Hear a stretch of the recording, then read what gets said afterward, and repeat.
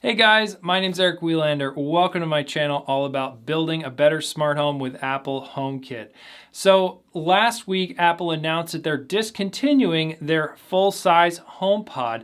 And I mentioned this in my Instagram stories, and I got a lot of comments and questions from you guys. And I wanted to make a video just clarifying where I think Apple is going with this and just kind of answering a bunch of your questions. So at the core of the full-size HomePod is the A8 Fusion chip. And Apple first shipped this chip with the iPhone 6 and 6 Plus. So it is a very old processor as far as Apple is concerned these days. And they also ship a similar version in the Apple TV HD. I'm sure Apple is looking to not make this chip on into the future. So that means getting rid of the current version of the HomePod and the Apple TV HD. They've decided now to get rid of the full-size HomePod. But let's think about what else they could have done. Oftentimes when Apple phases out chips, they update those products with new versions. Now, if they did a new version of the HomePod, I think there's a lot pointing to that it probably wouldn't cost as much as the current version. The current version costs $299 US, and the HomePod Mini costs $99 US. So if they put something maybe in the middle of that right now at like $199 US. So let's say they make the new HomePod, it costs $200 instead of $300.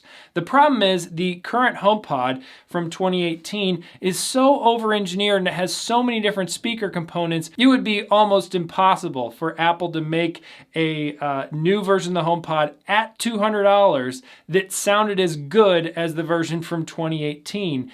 And I don't really think it's in Apple's DNA to ship a new version of a product like a speaker that's noticeably worse in sound quality than the previous generation. Even though it costs 2/3 the price, consumers would still be expecting it to sound as good as the original HomePod. So what does this mean for you and me in our smart homes? Well, I am phasing out the use of my full-size HomePods and I'm not buying any more on this sort of closeout sale of them. And here's why. The HomePod is a smart speaker, and so there's a lot of software at the core of the HomePod, and it can be your HomeKit hub, and there's no real way to turn that off in the Home app, so it's gonna be one of your HomeKit hubs.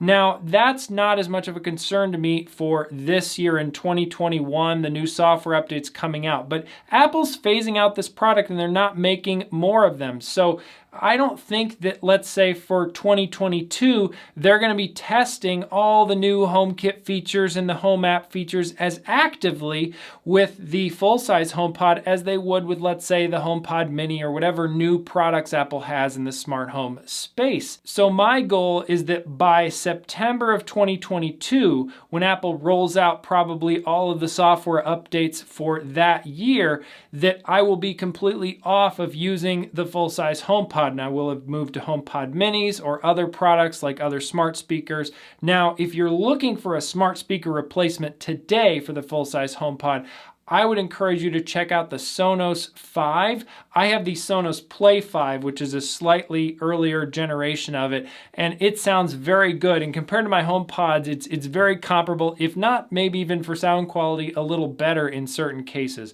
So there's a link in the description to check that out. It works with Apple AirPlay 2 as well inside HomeKit, so I use it every day with some of my AirPlay 2 automations in HomeKit. Now, what this doesn't mean is that Apple is getting out of the smart home game or they're stopping HomeKit or they don't care about smart home tech.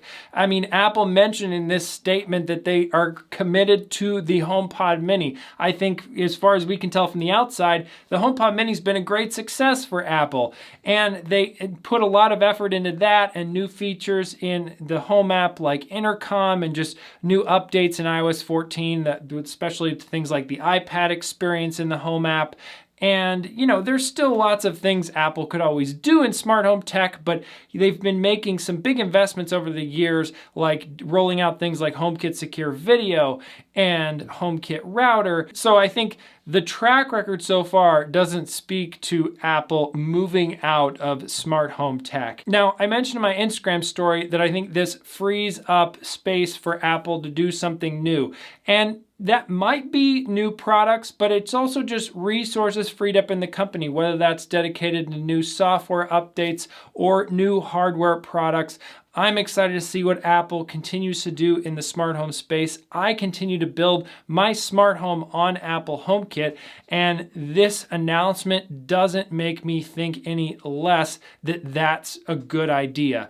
Now, one of the key things I really like about Apple HomeKit and the Home app is when you get lots of accessories in your smart home, it makes it easy to manage them and create powerful automations, which you can see an example of that I recently set up in my garage in this video linked here on the screen. Go ahead and check that video out if it's something you're into. Thanks again so much for watching, and I'll see you in the next one.